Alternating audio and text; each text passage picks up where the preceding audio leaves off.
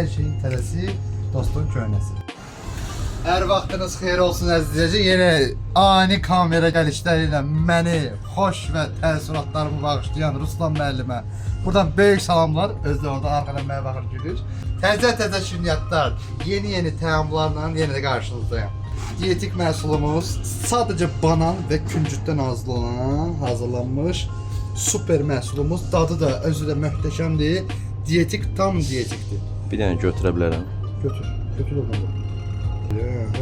Banan bir de küncüt. Super məhsuldur.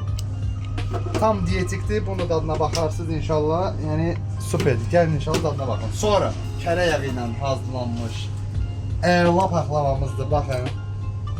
Super paklavamızın yenə də efirdəyik. Kilogramı 25-30 manat aralığında olan, yani yağın seçmesizlikdir. Ne yağ deseniz o yağla hazırlayırıq. Bu təmiz və təbii valya yağı ilə hazırlanmış. Təmiz kərə yağlı baklavamızdır.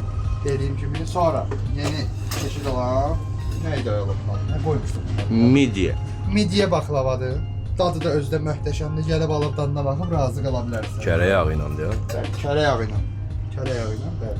Qaymaqlı baklavamızı sizə göstəreyim. Dadı da özde möhtəşəmdir. Gəlin alın dadına baxın, razı qalın.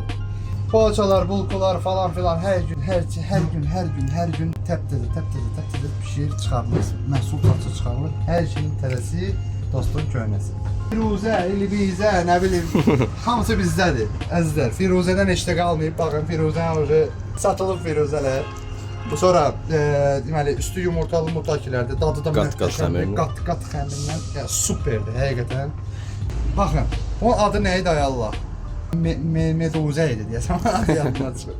İçi qozlu, zquşon malako ilə, yəni bişmiş qatlaşdırılmış südlə qozun qarışığı. Dadı möhtəşəmdir, gəlib alıb dadına baxıb razı qala bilərsiniz.